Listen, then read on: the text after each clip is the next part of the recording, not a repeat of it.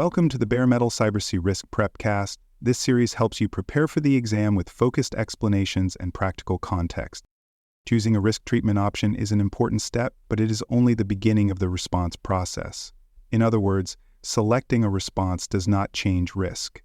Acting on it does.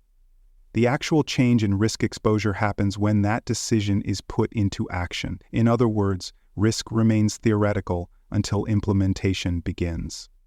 This means turning the selected response into specific tasks, assigning those tasks to the right people, allocating needed resources, and putting mechanisms in place to monitor progress. In other words, decisions must become structured actions with real owners and deadlines. For C-risk candidates, it is critical to treat implementation not as an afterthought, but as a structured, traceable, and outcome-focused process. In other words, making something operational is just as important as making the right decision. In the exam, you'll often be asked what happens after a response is chosen, because many failures occur at this transition stage. In other words, implementation mistakes are a common source of exam scenarios. Understanding the full treatment life cycle is essential for answering those questions correctly. In other words, success on the exam depends on knowing what happens after the plan is approved. A strong risk response plan includes several key components that turn intent into structured action. In other words, it is not enough to say what you will do, you must define how it will be done. It should begin with a clear risk description and a unique identifier to ensure traceability. In other words, each risk must be easy to track and reference at any point. The selected treatment must be stated along with the rationale for choosing it. In other words, you must explain not just what you're doing, but why you're doing it. The plan must also name the responsible individuals, including both the risk owner and any control owners involved in implementation. In other words, accountability must be built into the plan from the start. It should provide a timeline with milestones, expected completion dates, and a defined budget. In other words, deadlines and funding need to be specified up front. To complete the plan, it must define expected levels of residual risk and include metrics or indicators to evaluate progress, such as key risk indicators or key control indicators. In other words, you must state how success will be measured. Altogether, these elements ensure that the plan is not only well conceived, but also ready for execution and review. In other words, a complete plan turns strategic intent into something that can be implemented and evaluated. Governance plays a central role in reviewing and approving risk response plans before they are implemented. In other words, actions must be validated by appropriate oversight. The level of oversight should match the severity of the risk. In other words, the higher the risk, the higher the level of approval needed. Minor risks may only need manager-level approval, while high-impact risks may require executive leadership or even board-level sign-off. In other words, approval pathways scale with impact. When the selected treatment is risk acceptance, that choice must be formally acknowledged by the appropriate governing body. In other words, no one should accept a risk without proper authority. This formal sign-off process prevents informal risk-taking and ensures accountability at every level. In other words, governance turns informal decisions into traceable records.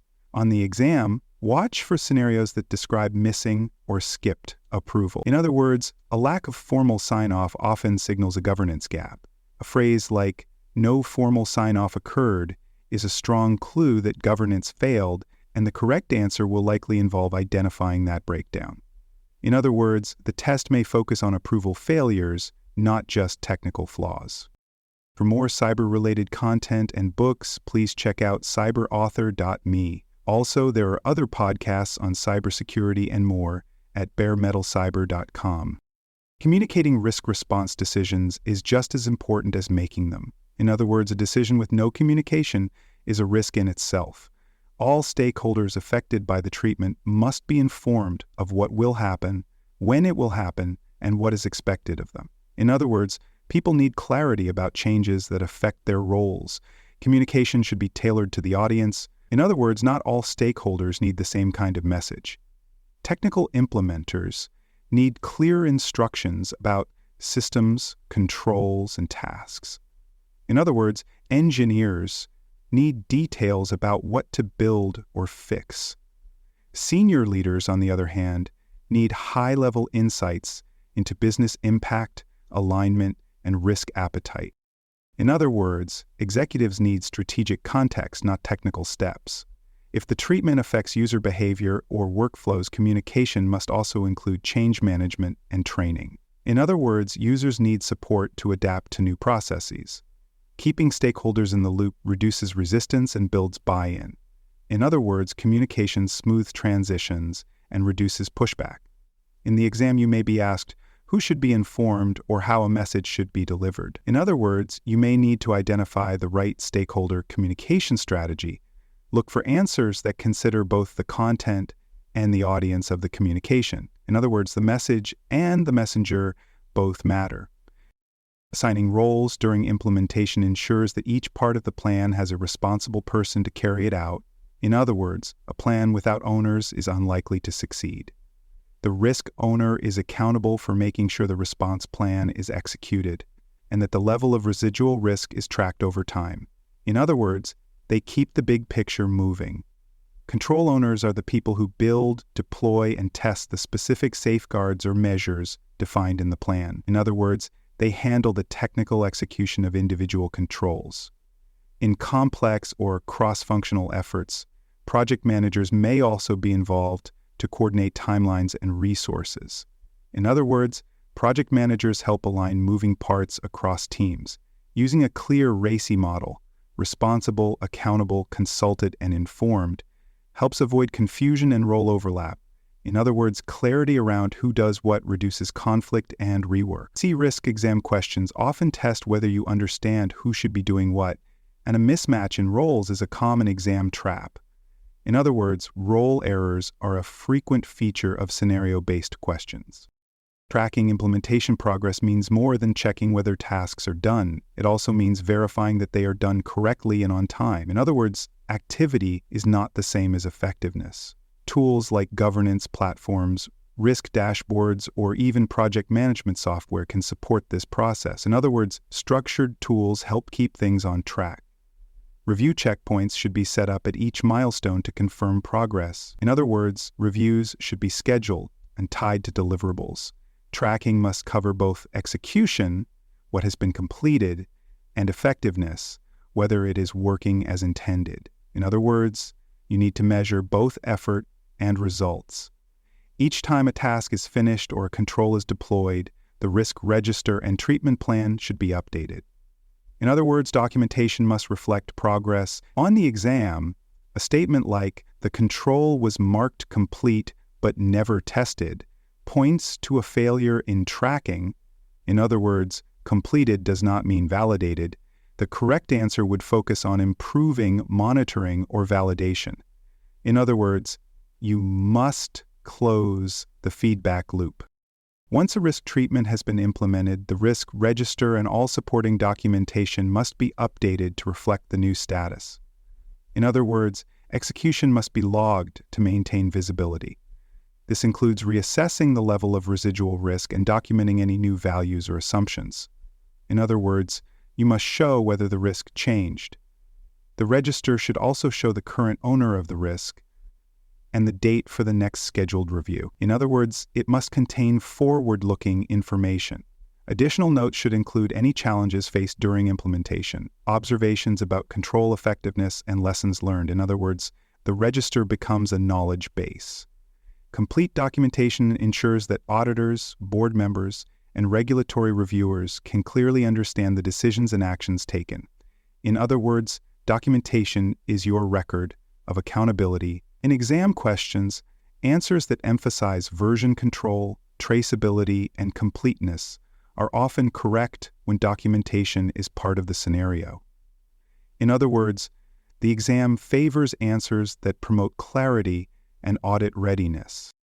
Validation is how you confirm that a treatment not only happened, but achieved the intended result. In other words, success must be verified, not assumed. This means checking whether the level of risk is now within tolerance. In other words, the numbers must match the expectations. It also involves testing whether the controls are functioning as expected and collecting feedback from users or monitoring systems. In other words, both performance data and real-world feedback are needed. Sometimes treatments introduce new problems, such as slowing down performance or creating unexpected side effects. In other words, fixes can cause new risks. Validation looks for those outcomes as well. In other words, you must evaluate both improvements and drawbacks. The goal is to confirm that the risk has been reduced properly, with no new vulnerabilities or disruption. In other words, good validation balances control and continuity. On the exam, questions that ask what to do after a treatment is applied often require validation steps to close the loop. In other words, the correct answer involves confirming effectiveness, not just delivery. Even the best plans must be revisited when conditions change. In other words, risk response is not a one-time effort. Triggers for reviewing a risk response include the appearance of new threats, failure of a key control, or changes to systems, staff, or business priorities. In other words, internal and external shifts require reevaluation. A missed milestone or a cost overrun might also suggest that the plan is off track and needs to be adjusted. In other words, budget and schedule problems are review triggers. Other triggers include stakeholder complaints, unexpected audit findings, or negative trends in key risk indicators. In other words, feedback and metrics both point to needed updates. Governance should define these triggers ahead of time so the process for review is not based on guesswork. In other words, automatic rules reduce human delay. In the exam, a clue like residual risk increased 6 months later is a strong signal that the plan must be reevaluated and adapted. In other words, long-term effectiveness must be tracked and adjusted. C-risk questions about implementation often require you to identify what was missed or done incorrectly. In other words, the test rewards attention to process breakdowns. A question that asks, what step was missed after selecting the response, is likely testing your understanding of documentation, communication, or validation. In other words, decisions must be followed by proper actions. When asked who is responsible for implementing the response, your answer must reflect whether the party is a control owner or a risk owner. In other words, accountability must align with the role. Questions about the risk register will ask what information should be updated, such as status, residual score, or next review date. In other words, records must be current and complete. And finally, if asked how to confirm a treatment was successful, the correct answer will involve performance metrics or testing. In other words, effectiveness must be demonstrated, not assumed. In short, the best answer goes beyond the decision and ensures it becomes a traceable and operational reality. In other words, the right choice on the exam is always the one that turns planning into accountable action. Thanks for joining us for this episode of the Bare Metal Cyber C-Risk Prepcast. For more episodes, tools, and study support, visit us at baremetalcyber.com.